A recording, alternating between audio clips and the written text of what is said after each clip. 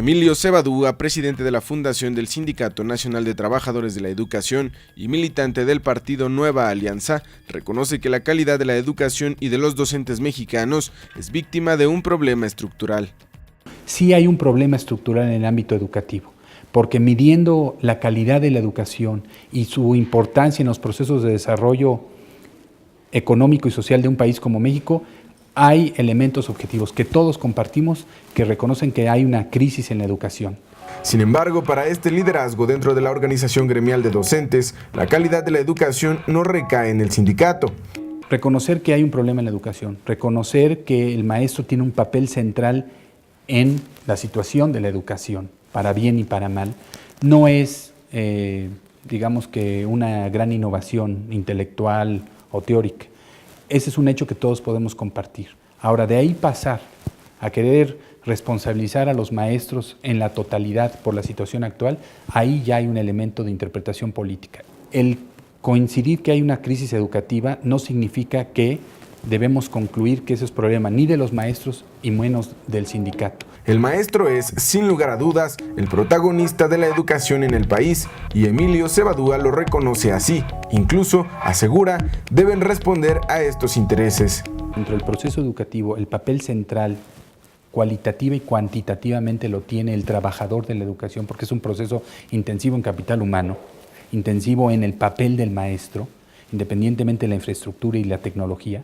Entonces, obviamente, cualquier solución al sistema educativo tiene que pasar por el papel y el desempeño de los maestros. Para salir adelante y modernizar la educación en nuestro país, para elevar la calidad de la educación en nuestro país, se necesita invertir en un nuevo modelo de formación, capacitación y desempeño de los maestros. No se le puede pedir a un maestro que atienda con los mismos o menos recursos con los que lo hacía en el siglo XX una problemática dentro y fuera del aula que es mucho más compleja. Si al maestro se le va a exigir que pueda dar mejores resultados dentro del aula y pueda producir alumnos con mejores y más altos niveles de calidad educativa, es necesario que el contexto de las políticas públicas en general, no solo en materia educativa, también en materia social, en materia de desarrollo, en materia de seguridad, en materia de impulso al desarrollo en general, acompañen a ese proceso en donde el maestro pueda cumplir con una nueva función. Un diálogo por la calidad de la educación es una de las demandas de la sociedad civil, empresarial y académica, mismas que según el funcionario sindical nunca se han entablado con un verdadero proyecto ni empuje. Hay muchos actores del sector social, de la sociedad civil, incluso del sector empresarial, que dicen legítimamente que tienen interés en la educación y sin embargo no han logrado en estos últimos 10 años o uno, articular una visión propia de la educación y una propuesta real para el país, o dos, ni siquiera movilizar las energías sociales suficientes para ser actores de peso en el debate educativo. Falta mucho para la maduración plena de la sociedad mexicana para un diálogo en donde todos participen. Sin embargo, es indispensable que lo haya. Lo que es cierto es que mientras exista ese déficit social en compromiso real con la educación, el papel o ese espacio quien tiene que llenarlo es el Estado mexicano. Y también el Estado mexicano, que sí cuenta con los recursos humanos, teóricos, materiales, políticos para hacer eso, no lo ha hecho.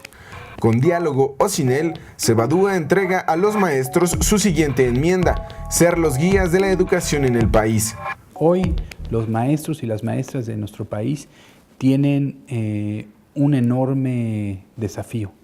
No solamente tienen que estar a la altura de lo que se les exige dentro del aula y en las escuelas de nuestro país para elevar la calidad educativa, sino que también hoy tienen que erigirse como líderes y representantes de un sector social que está bajo asedio en una crisis estructural del país de varias décadas. Los maestros y las maestras tienen un papel histórico fundamental, representar a toda una clase social en el esfuerzo por mantener la unidad y el funcionamiento, la viabilidad social y económica de un país como México.